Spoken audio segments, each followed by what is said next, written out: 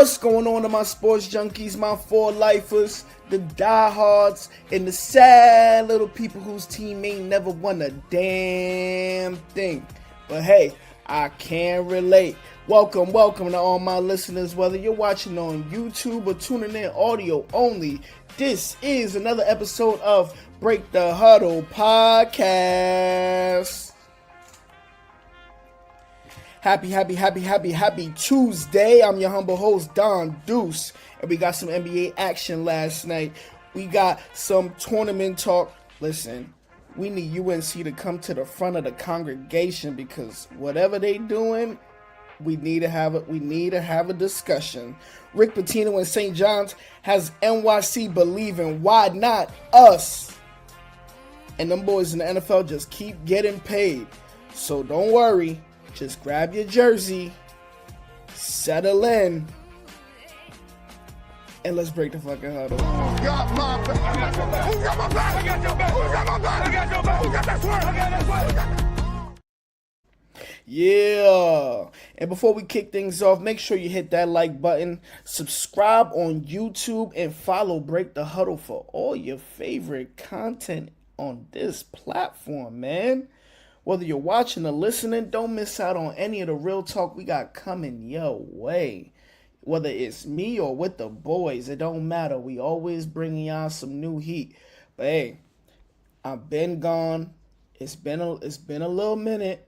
Don't kill me. Been trying to get back, but I'm here now, and I'm not going nowhere. So get ready. We finna take off, right? All right. Don't get mad at me. All right, man. Look, first things off, it's NBA last night. Look, last night was interesting to say the least.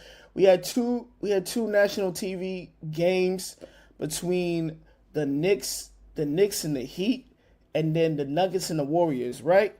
So look, the Knicks stormed back to beat Miami 116-95, y'all, and send the Heat to the 8th straight loss. I was watching this game. This game was a little lackluster because it was even. It was even at one point, but then next thing you know, Kitty Cat just went off, man. Kitty Cat really went off last night. He had 21. He scored 15. It was close. They were down a few points.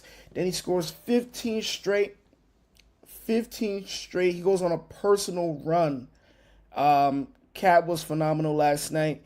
And then Bridges chipped in with 28. It really the defense was clicking. And then later in that third, midway through that third, the Knicks just started pulling away. The Knicks are now 3-2 with this Jalen Brunson injury. And I mean, they're keeping flow right now. Their schedule is not as hard. Their upcoming schedule is not as hard as people might think it is. We got Spurs coming up. You got the Hornets coming up. It's really not a lot of too much intense games. Not until about March 26th. And by the time March 26th, we should probably start seeing Jalen Brunson make his return. He's been out a while right now, and I think the Knicks are gonna hold it down. I think they're gonna hold it down during this stretch because, like I said, it's not a lot of tough matchups, right? In this meantime, you got Deuce McBride. He's kind of stepping up. He only had about 10 points tonight, but that's fine. You really want to maximize Mikal Bridges' time on the floor. You want to maximize Cat's time on the floor. And you want to get these guys' shots going. OG didn't really do too much tonight. He had 9 points, but regardless, you want to see the assertiveness from some of your best players. You want to see them take over while Jalen Brunson is out, and that's exactly what they did tonight. The Knicks handled business. The Heat seem like they're soul searching. Eric Spoelstra and them boys seem like they're soul searching. I don't know what they're searching for. Maybe they're searching for an answer because ever since they shipped Jimmy Butler out of town, shit just ain't been looking too good. You know what I'm saying? Shit really has not been looking too good for Eric Spoelstra and them boys. But it is what it is, man. They got Andrew Wiggins back, I guess. But I don't know if Andrew Wiggins has been too impactful on winning given that they just continued their losing streak with now 8 games, right? But this was interesting to come out of the Knicks game, man. This was really interesting. Tracy Morgan was sitting courtside, right? Tracy Morgan was sitting courtside, and then fans had filmed him getting wheeled out. And some say he was bleeding from his nose as well. But I've seen other videos. I've seen other angles. He was throwing up courtside. And I'm not laughing. Prayers to Tracy Morgan. I hope he gets better. I hope he feels better. He is a Knicks hopeful, a true Knicks fan. So I'm definitely interested in recovery for Tracy Morgan, but I'll pull that up for you guys, right?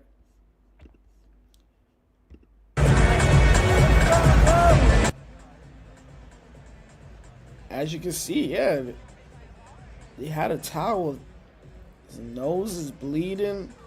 I'm not gonna show you the other angle. The other angle was a little bit gruesome of him throwing up. He was just yakking. But yeah, they caught him. They caught him going through some tough times courtside, man. This guy had something to say about it. All right, so post-game interview, I'm just going to tell you what I saw because that's the best I can do. Is I saw commotion on the court. I did not see Tracy Morgan throw up. I saw that on Twitter after the fact. So I just saw people rushing to him, and I saw him taking the towel, go to his nose multiple times, his face, and then I saw red spots in the towel. I don't know if it's part of the towel. It was an NBA towel from what I could see, but it looked like he was bleeding from his nose. That's why I said what I said. And after that, he tried to stand up and just struggled to stand up. And then they wheeled him out. But the most important thing, honestly, and Tracy Morgan is an OG Knicks fan. I just want him to be okay. That's the bottom line. Dude's been through a lot, and wish him the best right now. Hope he's okay tonight. That's all I got to say. Yeah, man. Like I said, man, prayers to Tracy Morgan, man. I hope he gets better. I don't know what that was. He has had history of being sick, some certain illnesses, and yeah, man, I just hope nothing too major. I hope maybe he just had maybe too much to drink tonight, right?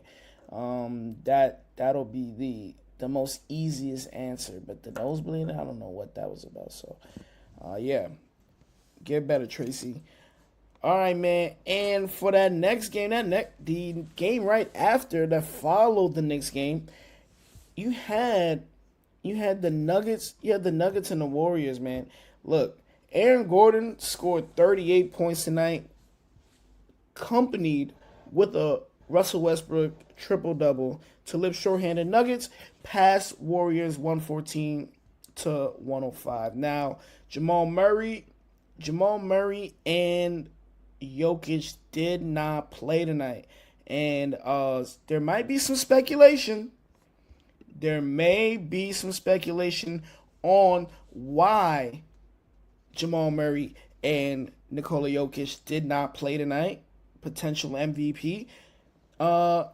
Listen, they may or may not have a game against the Lakers coming on Wednesday. Maybe they want to stay fresh for that game. I don't know. Apparently, a lot of players. The going thing around the league is players, according to JJ Redick too. Players play the Lakers like it's their game 7, and I'm starting to believe that. You see guys miraculously get healthy when it's time to play the Lakers. It's the Lakers, big time, right? You see that. But I don't know, bro. Hopefully that's not what it is. Maybe these guys just really needed some rest tonight. They just lost to Alex Sarr and the Wizards. I don't know if they should be resting. The West race is super duper close right now. I don't know if the Nuggets should be resting. But hey, that's what happened, right? But back to this game, man. Aaron Gordon stepped up for the Lakers Aaron Gordon stepped up for the Nuggets while Jokic was out, man. 38.6 rebounds, 4 3-pointers made. He was kind of beasting. I ain't gonna lie. Hold on. You gotta play some of these highlights. It's good. Aaron Gordon now with 21st half. Tyson cross to Gordon. More good defense from these Nuggets. Westbrook right back to Gordon. Gets inside. Layup is good. Russell Westbrook. And the lead comes to 9. Aaron Gordon goes right inside of Green. Hey man, yeah, he was doing his thing, man. I was actually really more impressed. I was watching this game. I was actually really more impressed about what Russell Westbrook was doing. Russell Westbrook still finds ways to be impactful to the game. In a night where no Jamal Murray, he knows when to turn it on. He knows when to up his level of play, up it a couple more notches. He's clearly learned how to take a back seat, be a role player, understand his role, and be the best he can be out of that role. So when they need him, okay, break out the old superstar Russ. He could do a little bit of that. You know what I'm saying? Look, Russ had we gotta check the stat. Russell Westbrook had 12 points, 12 boards, and 16 assists. He was killing. We got to be honest, he was killing. Michael Porter Jr. chipped in with 21 points, 10 rebounds, 3 trays. But it really was an Aaron Gordon show. He did everything he needed to do tonight to secure the W. I thought the Warriors were going to come back, though. Steph Curry kind of got it going later. He started kind of chucking, but I mean, he's Steph Curry. He's allowed to chuck. If there's one person in the NBA that's allowed to chuck, I'm sure it is Steph Curry. But he was doing this thing. Steph Curry, 6 for 21. He had 20 points. A really good game. A solid game by Jimmy Butler. He had 23 points, 8 rebounds, 6 assists, 2 steals, 1 block. In a game at a time where he was kind of being a little bit more outplayed by Moses Moody in recent games, Jimmy Butler kind of returned back to form, shown why he was traded to the Warriors to play alongside Steph Curry. And these are the stats that I want to see more out of Jimmy Butler. I'm not stat lines that end with 6 points and 9 points and then listen. I know you're not a heavy jump shooter. I know you're not a heavy 3-point shooter, but I know you know how to get buckets. The assertive Jimmy Butler is the Jimmy Butler that they need, the Jimmy Butler that they paid for, right? Not the guy that's just going through the motions and hanging around, not even playing better than Moses Moody. Like, Jimmy Butler needs to remain more dominant. He needs to get his shots. He was 8 for 16 tonight. That's enough. He's usually efficient. He was 6 for 10 from the free throw line. I think Jimmy Butler had a good game. I just hope that he continues to replicate these stat lines going forward, because this is the time where you need to kind of start ramping up. You need to start playing with a certain level of consistency, because they're about 15, 14 games away maybe. A lot of teams are about 14, 15 games away.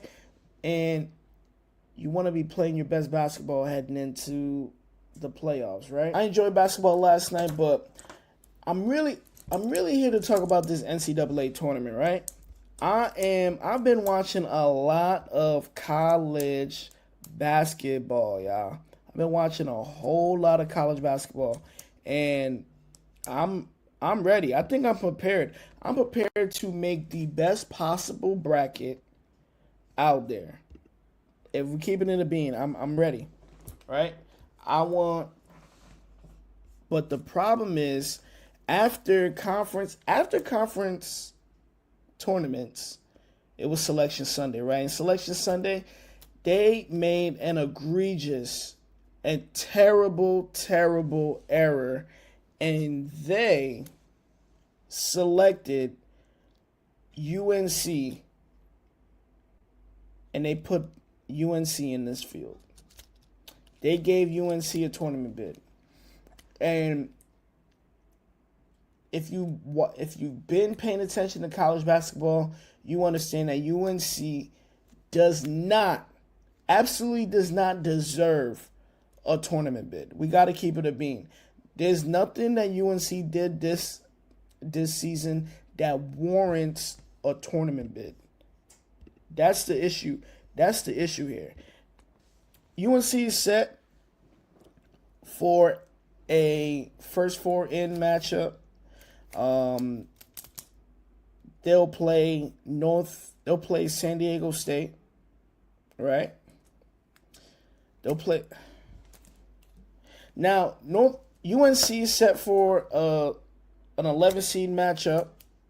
Well, a matchup 2 seed who's going to be the 11th seed against San Diego State. They're trying to play their way into the tournament.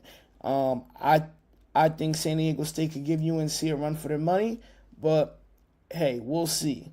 But at the end of the day, I don't think UNC would even make it that. I don't even think UNC will make it that far, if I'm being honest. I'll show you guys some of that bracket. Yeah, it's a large field, y'all. Large field, around 64 teams. A couple teams got to play in, but I'm super focused. I'm super focused on UNC. I don't think they deserve it. You had teams like Indiana. You had teams like West Virginia. Those two teams are very much more deserving than UNC to be in this tournament, and we got to get to the bottom, because there's been some conspiracy. There's been some conspiracy, y'all, about this. This is serious business.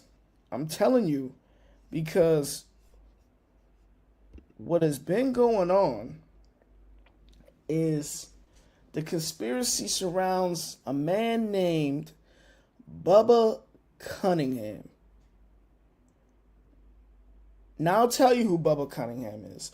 Bubba Cunningham is the UNC athletic director.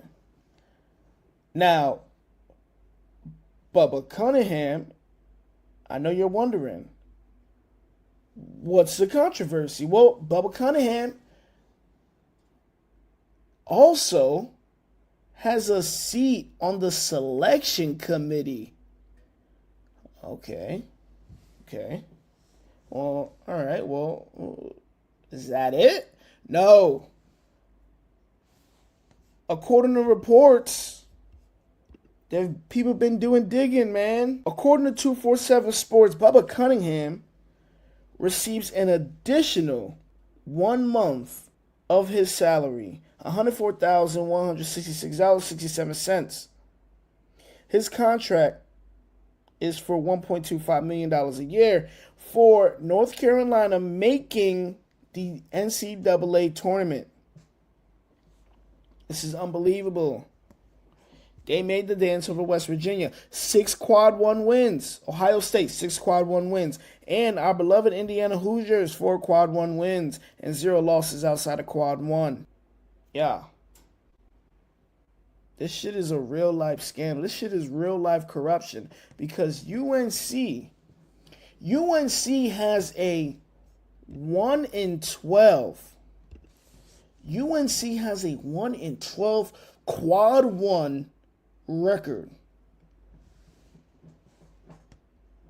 A 1-12 quad 1 record. Does that sound like a quality resume? And mind you,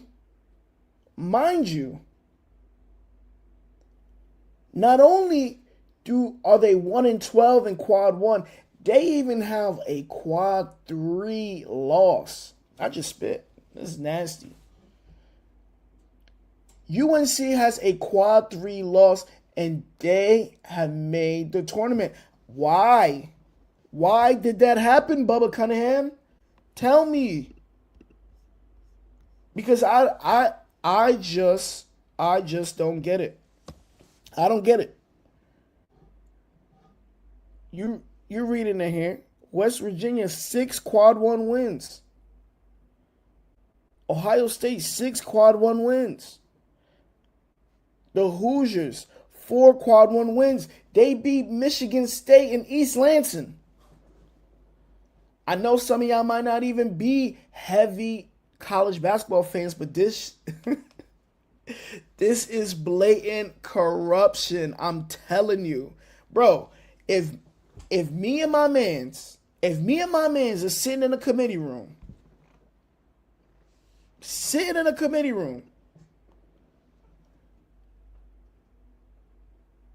and it's time to vote on my school to make it to the dance, and I'm sure all of my mans, I'm sure that some of my mans, right? I'm sure they know about my situation because, why? They my mans. They know if you know what I'm saying, you scratch my back, I'm going to scratch your back. Come on, bro. You got athletic directors with incentives for the school to make it, and the school makes it with one of the worst records in the field. That don't sound fishy to y'all? That don't sound fishy? It sounds fishy to me. I know that's a fact. That shit sound real fishy to me. But don't worry. Don't worry. Because they said, oh, he left the room. He left the room when they were voting on UNC. He wasn't part of the vote. He wasn't part of the discussion with UNC. Right? Listen. I was fucking born, but I wasn't born last night. You're not fooling nobody with this bullshit. You are literally not fooling anybody, Bubba Cunningham.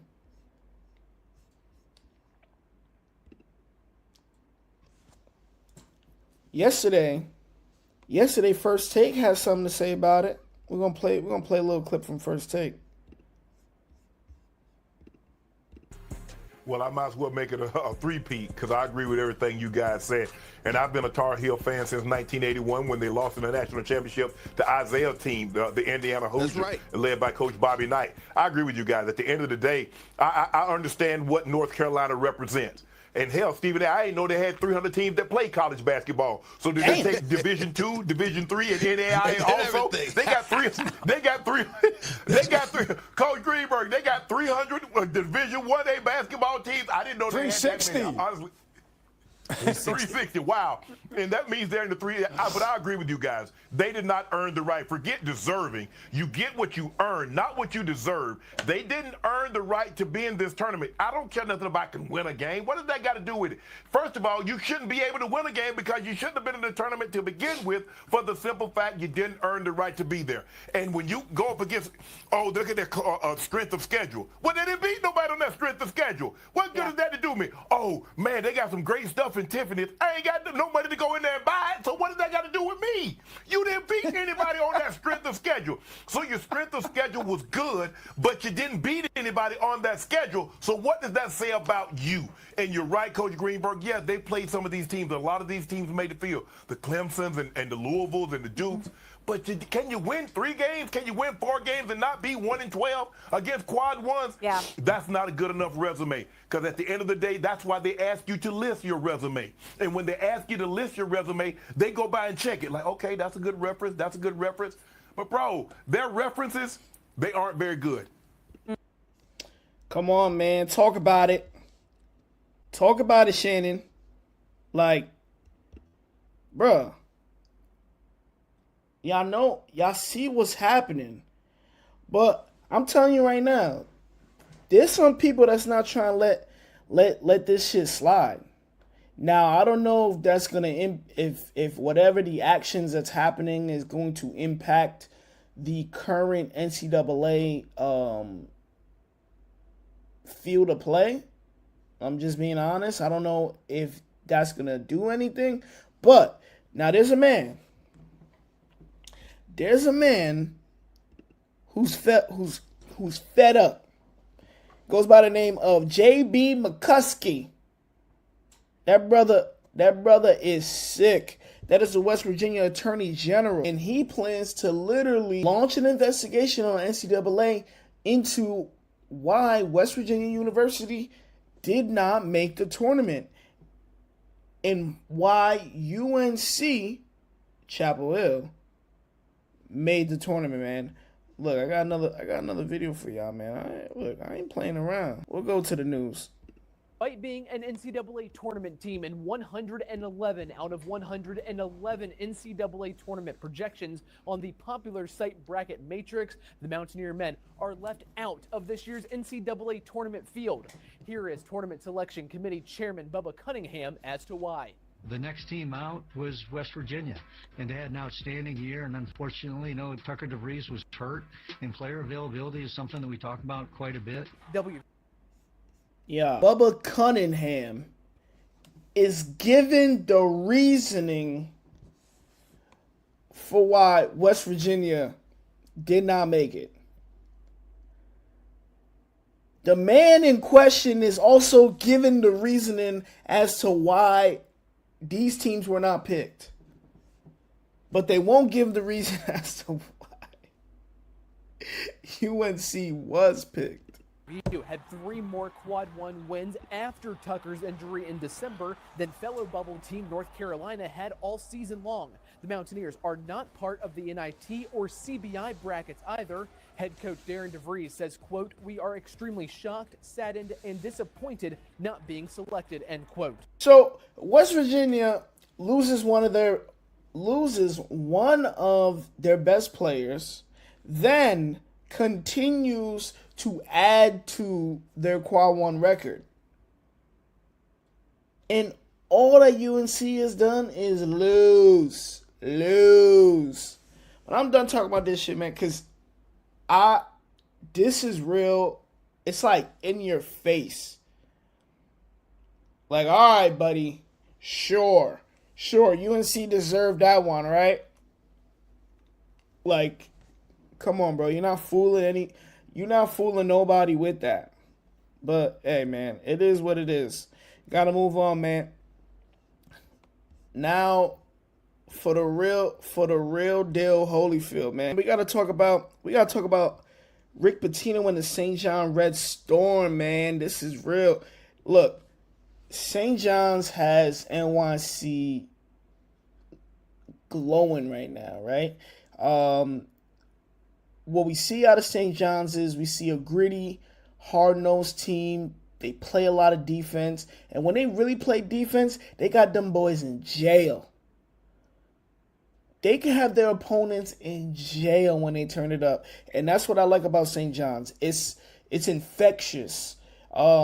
If you ever been to a game, they really know how to feed energy to the crowd, and the crowd knows how to feed energy to the fans, and it's really a beautiful thing. Like the environment there in the Garden, watching these guys go all out, it really makes us believe, like, hey, why not us? I said this in the beginning of the episode.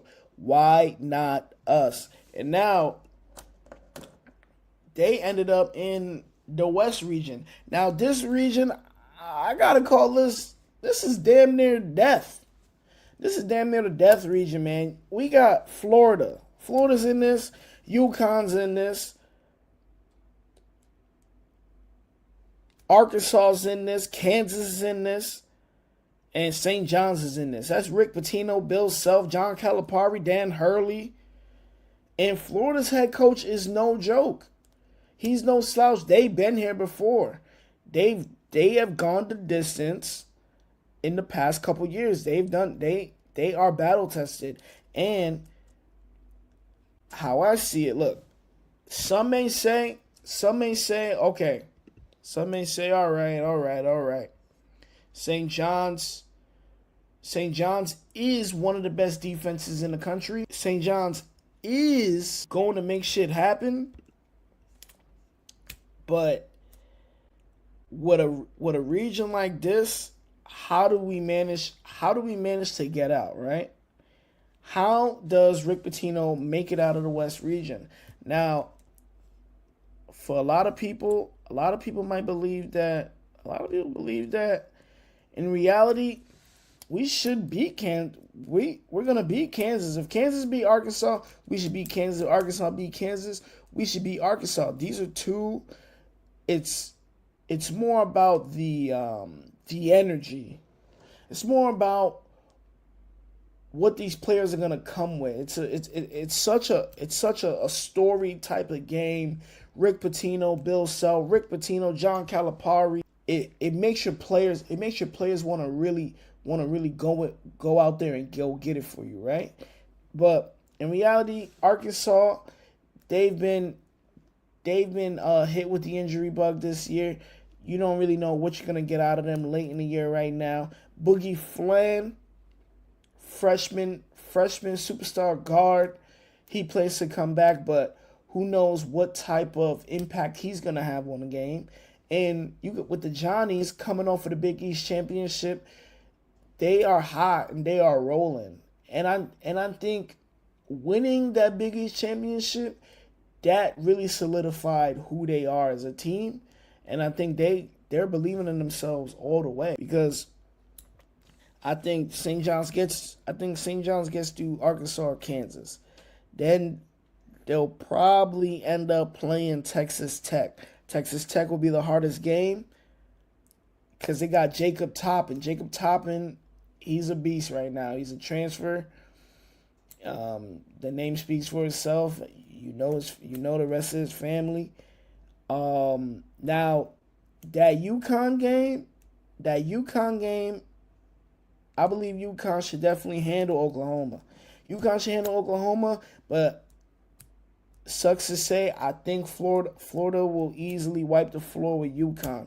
Now, I do think Memphis should be able to take care of Colorado State, and then they'll meet Maryland in the next game. Maryland's gonna take them.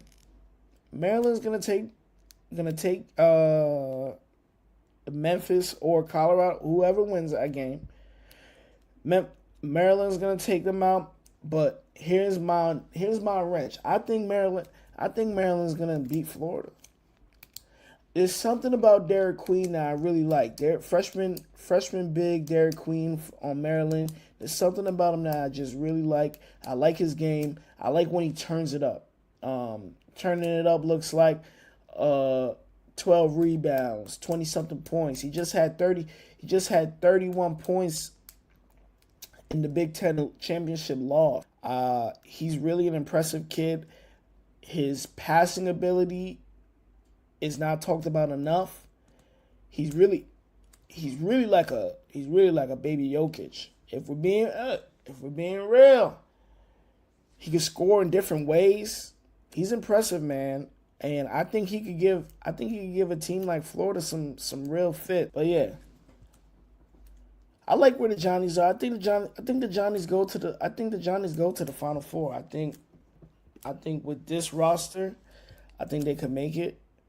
I think the floor for them is at least the Elite Eight, and the ceiling is a championship. I'm being honest. The way that the Johnnies connect on defense is almost like poetry. If I have to describe it, it flows like poetry. But that's enough college hoops. I just had to cover my Johnnies real quick, man. Look, it is NFL time. It's NFL time, fellas. Ladies and gentlemen, it is NFL time. This the one right here. Cha-ching, cha-ching, cha-ching. Give me my money. Just give me my money. Listen, the Bengals have agreed to a 4-year, $161 million extension with Jamar Chase and a 4-year, $115 million extension with wide receiver T. Higgins. Chase is the highest paid non-quarterback in NFL history, while Higgins becomes the highest paid wide receiver too. What I like about this, I like that they got paid, right? I love that they got their money. That's nice and everything, but this just doesn't make sense to me. Like, to me. I don't know what the Bengals are doing. I'm not gonna sit up here and bash them just because, it is the off season. You got to let things play out. You don't know how to draft. You don't know anything. They could still possibly make up ground, but from what I'm seeing, man, I'm having a hard time. I'm truly having a hard time when it comes to the Cincinnati Bengals, because they waited this long to pay the both of them. They could have got these numbers for cheaper, y'all. They could have got these numbers for cheaper, but instead the front office, the owner, was being cheap, and they didn't want to give these boys their money. So then they had to bet on themselves, and now look at them, filling up the cap space. Mind you, the Cincinnati Bengals literally just had one of the worst defenses. Now you're telling me that you've committed over $200 million? You're telling me you just committed over $200 million to your wide receiving core? Your quarterback just made it to the Super Bowl not too long ago. Like, come on, man. I think he'll be all right. I think Joe Burrow would have been all right without T. Higgins. I'm just keeping it a beat. He would have been all right. Because in reality, they should have took care of Trey Hendrickson, NFL sack leader. That was one of the only thing going for that defense, was Trey Hendrickson's ability to cause some havoc. But no, that's not what happened. That's not what happened here. These guys got massive deals, and I just don't think that the Bengals is a smart organization. I don't get it. These moves make me scratch my head, because this could have been done. You let Jamar Chase bet on himself and all he did was come back with a triple crown. How stupid can you be? I'm dead serious. This is crazy to me. But these two not the only two that got a payday. Let's just keep it being not the only two. They are not the only two to get a payday. Because that boy Derrick Stingley just got a lot of money on. Derrick Stingley just got a lot of money on. The Texans and quarterback Derrick Stingley have agreed to a 3-year, $90 million extension that will make him the highest paid cornerback in NFL history. They got that bag. The bread different for the skills, man. I'm trying to tell y'all, it's different. Now when you look at it, all right, he's the highest paid cornerback in the league. And then just last week, J.C. Horn signed a deal that made him the highest paid cornerback in the league. So then that puts him at number 2. Not too long ago, last year, Jalen Ramsey signed a new deal. He restructured his deal. That made him the highest paid cornerback at the time. That put him at 3. And then right under that, you got Patrick Surtain. He's sitting at 4, but he just did his deal last year. You want to get these guys when they're cheap, man. You don't want to wait too long. And the Texans are a perfect example of not waiting too long.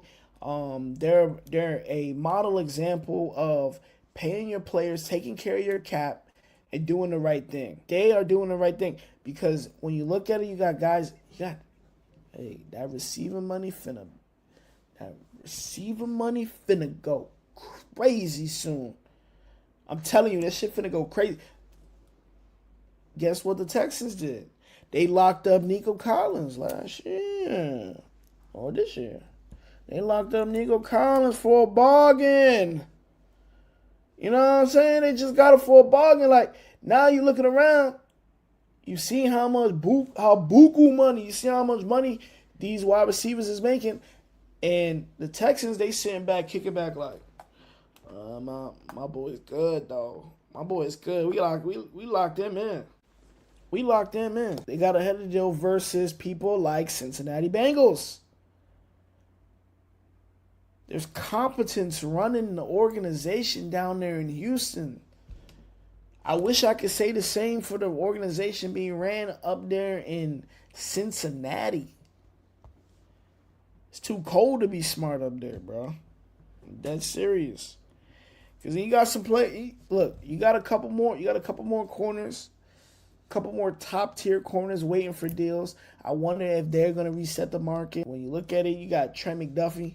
He's one of the top DBs he's one of the top DBs. And Sauce Gardner. He is the top DB for real.